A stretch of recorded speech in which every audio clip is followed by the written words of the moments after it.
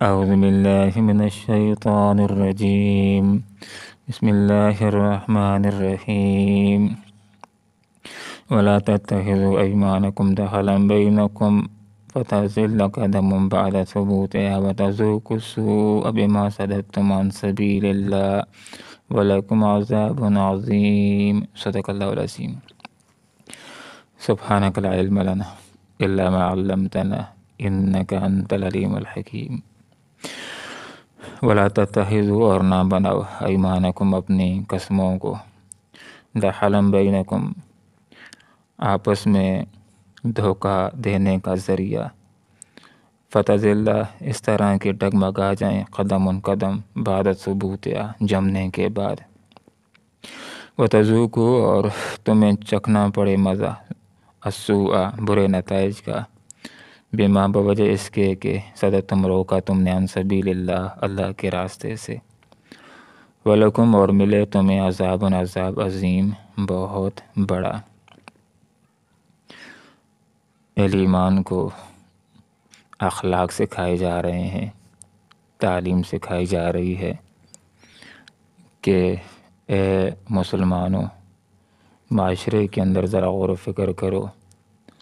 لوگ بہت ساری خرابیوں کے اندر رختہ ہیں جس کی وجہ سے ان کی ساکھ آئے دن گرتی چلی جا رہی ہے. ان کے اوپر لوگ اعتماد نہیں کرتے. لوگوں کے اندر جو خرابیاں ہیں، اے مسلمانوں تمہارے اندر یہ خرابیاں نہیں ہونی چاہیے. کافروں کے کردار کے اندر اور تمہارے کردار کے اندر بہت بڑا فرق ہونا چاہیے تاکہ تمہارے کردار سے متاثر ہو کر کے، تمہارے اخلاق سے متاثر ہو کر کے لوگ تمہارے دین سے متاثر ہو جائیں اور وہ ایمان لے آئیں. ولا تتخذوا نہ بناؤ ایمانکم اپنی قسموں کو دخلا بینکم آپس میں دھوکہ دینے کا ذریعہ، فریب دینے کا ذریعہ، اس طرح کے ڈگمگا جائیں قدم جمنے کے بعد. تھوڑا سا غور کیجئے کہ ایک کافر آدمی ہے، اس نے کہیں سے اسلام کے بارے میں سنا، اسلام سے متاثر ہو گیا، اسلام لانے کے بارے میں سوچنے لگا، اس نے مذاہب کے اوپر غور و فکر کیا، اس نے دین کا مطالعہ کیا، دین سے اسلام سے کسی قدر متاثر ہوا، ایمان لانے کے حوالے سے غور و فکر کرنے لگا. لیکن اس کا معاملہ ایک مسلمان آدمی کے ساتھ آ گیا اور مسلمان نے اس کے ساتھ ایک وعدہ کیا اور اس کے دل کے اندر یہ بات ہے کہ وعدہ تو کرتا ہوں، بس اس کے پھنسنے کی دیر ہے، پھر میں اس کے ساتھ دھوکہ کروں گا. اب اس کو یقین دلانے کے لیے قسمیں بھی اٹھاتا ہے کہ تمہارے ساتھ وعدہ کر رہا ہوں اور اللہ گواہ ہے اس وعدے کو پورا کروں گا. لیکن دل و دماغ کے اندر یہ بات ہے کہ بس وعدہ کر لوں گا اور اس کی خلاف ورزی کرنی ہے، اس کی پاسداری نہیں کرنی ہے.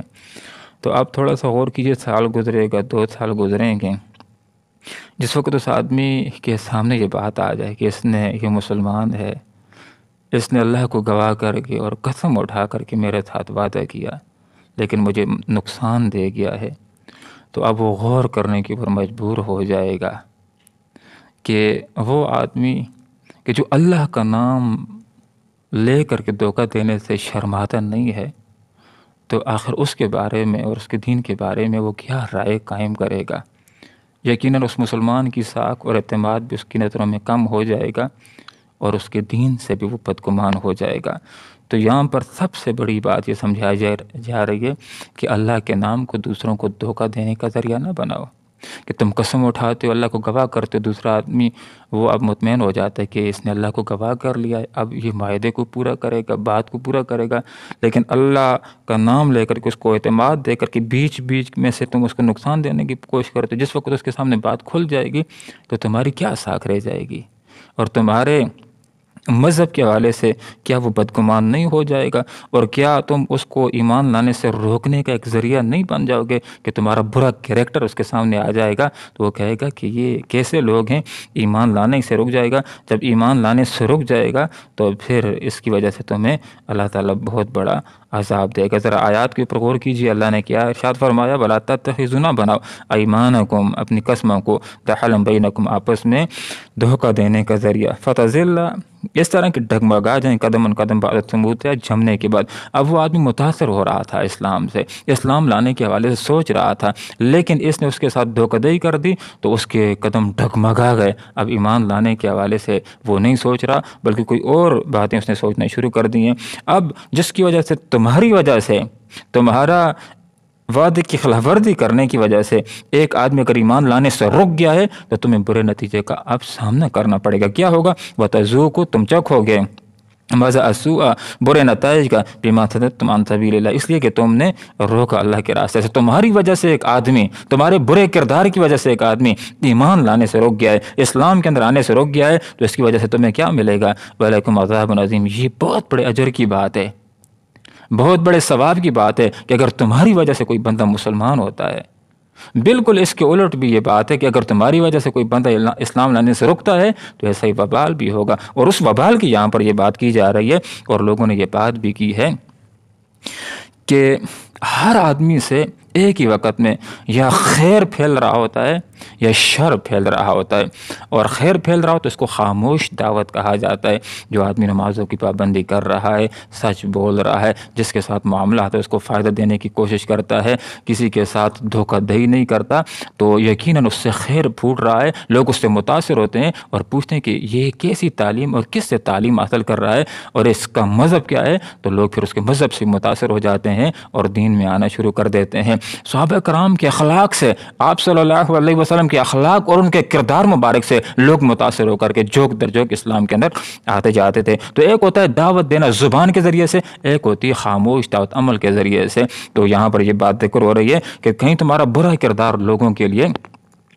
رکاوٹ نہ بن جائے۔ اسی طرح ایک آدمی جھوٹ بول رہا ہے، بدعہدیاں کر رہا ہے، معاہدے کی خلاف ورزیاں کر رہا ہے، تو اس سے شر پھوٹ رہا ہے اور وہ اسلام کو پھیلانے کے بجائے اس سے لوگوں کو بدظن کرنے کا ذریعہ بن رہا ہے۔ تو یہاں پر فرما دیا کہ اگر کوئی بھی آدمی ایسا ہے جو لوگوں کے لیے اسلام لانے کے راستے کے اندر رکاوٹ بن رہا ہے تو پھر اس کے لیے ہوگا عذاب عظیم، بہت بڑا عذاب ہوگا۔ اور بہت بڑا عذاب کیسے؟ دنیا کے اندر بھی یہ ہو سکتا ہے اور آخرت کے اندر اللہ رب العالمین نے بہت بڑا عذاب جہنم کی صورت کے اندر تیار کر رکھا ہے، جس کے اندر آگ کا عذاب بھی ہوگا۔ وہ آگ جو دنیا کی آگ سے 69 گنا زیادہ گرم ہے۔ اور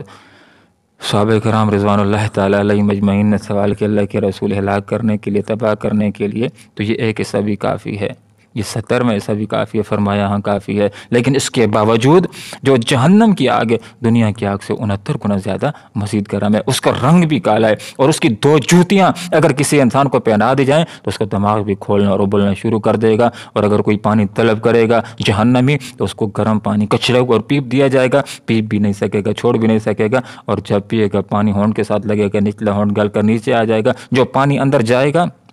وہ آنتوں کو بھی نکال باہر کرے گا، اور جس کو بھوک لگے گی کھانا طلب کرے گا تو اس کو توڑ کر درخت دیا جائے گا۔ تو ایک مطلب علماء نے یہ بتلا دیا ہے کہ اپنی قسموں کو دوسروں کو دھوکہ دینے کا ذریعہ نہ بناؤ۔ جس کے ساتھ تم نے دھوکہ کر لیا ہے تو اس کے قدم جو اسلام کی طرف آ رہے تھے وہ رک جائیں گے، اس کے قدم ڈگمگائے جائیں گے۔ اور دوسرا مطلب یہ ہے کہ تمہاری بد کرداریاں، تمہاری بدعہدیاں، تمہارے گناہ خود تمہارے قدم ڈگمگانے کا ذریعہ بن جائیں گے، اور خود اس بات کا خدشہ پیدا ہو جائے گا کہ کہیں تم ان گناہ گاریوں کی وجہ سے دائرہ اسلام سے تم خود ہی باہر نکل نہ جاؤ۔ اللہ رب العالمین سے ہم دعا کرتے ہیں کہ اللہ تعالی ہمیں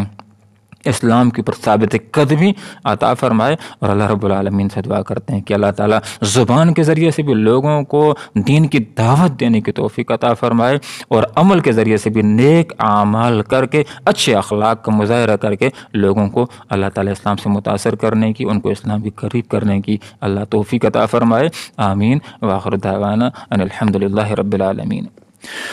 ولا تتخذوا اور نہ بناؤ ایمانکم اپنی قسموں کو دخلا بینکم آپس میں دھوکہ دینے کا ذریعہ، فتزل اس طرح کہ ڈگمگا جائیں قدم قدم بعد ثبوت جمنے کے بعد، وتذوق اور تمہیں چکھنا پڑے مزہ اسوہ برے نتائج کا، بما اس وجہ سے کہ تم نے روکا عن سبیل اللہ، اللہ کے راستے سے، ایمان لانے سے، وَلَكُمْ اور ملے تم کو عذاب عظیم بہت بڑا۔ اللہم ربنا آتنا فی الدنیا حسنہ وفی الآخرۃ حسنہ وقنا عذاب النار برحمتک یا ارحم الراحمین۔